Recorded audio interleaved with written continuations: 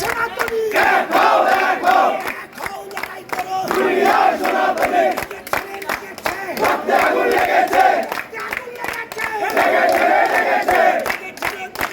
সনাতনী জেগেছে জেগেছে রাজপথ কাঁপছে সনাতনী জাগছে বাংলা গীতের বার্তা মৌলবাদের কালো হাত ভেঙে দাও গুড়িয়ে দাও জঙ্গিদের কালো হাত ভেঙে দাও গুড়িয়ে দাও যে রামের ছবি নিয়ে জুতা পেটার যে অপমান করা হয়েছে তারই প্রতিবাদে আজকের এই মানববন্ধন কর্মসূচি নেওয়া হয়েছে। এই মানববন্ধনে প্রমাণ করে যে আমাদের বগুড়া একটি শান্তিপ্রিয় জেলা। এই জেলাতে এই ধরনের যারা কুচক্রী মহল এই আমাদের সম্প্রীতি হিন্দু মুসলমানের যে সম্প্রীতি এই সম্প্রীতিকে নষ্ট করার জন্য যারা অপচেষ্টা চালাচ্ছে তাদের বিরুদ্ধে আইনগত ব্যবস্থা নেওয়ার জন্য মাননীয় স্বরাষ্ট্রমন্ত্রীকে আমরা অনুরোধ জানাচ্ছি। সেই সাথে আমাদের এই দেশে আমরা কিভাবে আমাদের মূর্তি তৈরি করব, কিভাবে আমরা মূর্তিকে উপাসনা করব, এটা নিতান্তই আমাদের ধর্মীয় বিষয়। আমরা এই পলাশবাড়িতে যে মূর্তিটা উপস্থাপন হয়েছে সেই মূর্তি 53 ফিট, অথচ বিশ্বের সবচেয়ে মুসলিম অধ্যুষিত এলাকা সেটা হচ্ছে ইন্দোনেশিয়া। সেখানে দেখেন 250 ফিট মূর্তি সাগরের মধ্যে, রামের মূর্তি 250 ফিট আছে সাগরের মধ্যে ওই দেশে বিদ্যমান রয়েছে। আপনারা যারা ইন্দোনেশিয়ায় গিয়েছেন তারা দেখবেন, এবং বিভিন্ন মোড়ে মোড়ে রামের সারথি দিয়ে শহরটাকে তারা সৌন্দর্য বর্ধন করেছেন।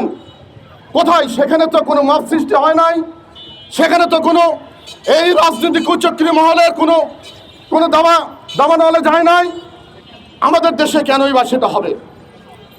আপনি মালয়েশিয়াতে দেখেন বিশাল রাম মূর্তি পাহাড়ের তলদেশে মেইন রোডের সামনে বিদ্যমান রয়েছে। সেখানে তো এই মালয়েশিয়ায় কোনো আমাদের এই অসাম্প্রদায়িকতার কোনো কিছু ঘটনা ঘটে নাই। তাহলে আমাদের দেশে কেন এটা হবে?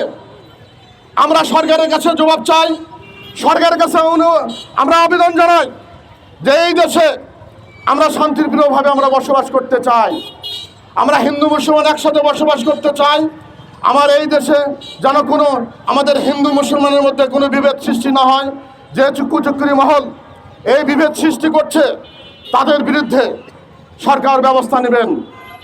আমরা আজকে যে প্রতিবাদ করছি এই প্রতিবাদ করার কথা না, কারণ আমরা তো প্রতিবাদের ভাষার কোনো প্রয়োজন ছিল না।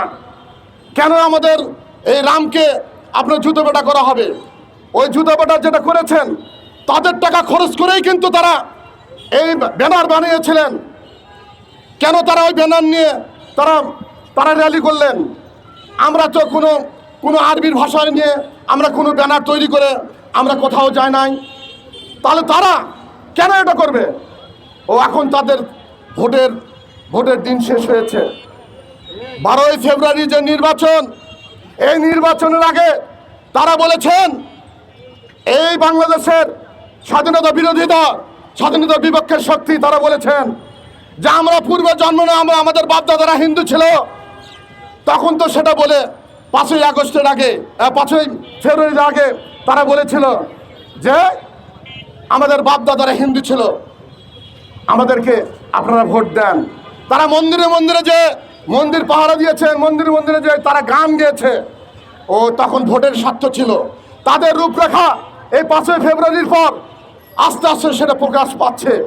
আমাদের সরকার সেটা যে দেখছেন, নজরে দেখছেন যে এই হানাদার যারা আছে, যারা এই স্বাধীনতা বিপক্ষের শক্তি এই দেশকে অরাজকতার সৃষ্টি করছে, তাদেরকে সরকার অবশ্যই দেখছেন। তাই আগামী দিনে আমাদের যে কর্মসূচি আসবে সেই কর্মসূচির আসার আগে সরকার যেন আমাদের এই সমস্যাটিকে সমাধান করে এবং আমাদের যে ওইখানে যিনি এই মূর্তিটা প্রস্তুত করছেন হরিদাস বাবু, সেই হরিদাস বাবুর আমরা নিরাপত্তা চাচ্ছি সরকারের কাছে। এই হরিদাস বাবুর যদি কিছু হয় তাহলে সারা বাংলাদেশে আন্দোলনে জোয়ার বয়ে যাবে হিন্দু সমাজ এবং এই সনাতনীরা বসে থাকবে না। আমরা আন্দোলন করব, যারা স্বাধীনতার বিপক্ষের শক্তি তাদের সাথে আমরা আন্দোলন করব। আমরা কখনোই স্বাধীনতার পক্ষের শক্তির সাথে আমরা একমত হয়ে আমরা দেশের জন্য কাজ করব এবং সমাজের জন্য কাজ করব।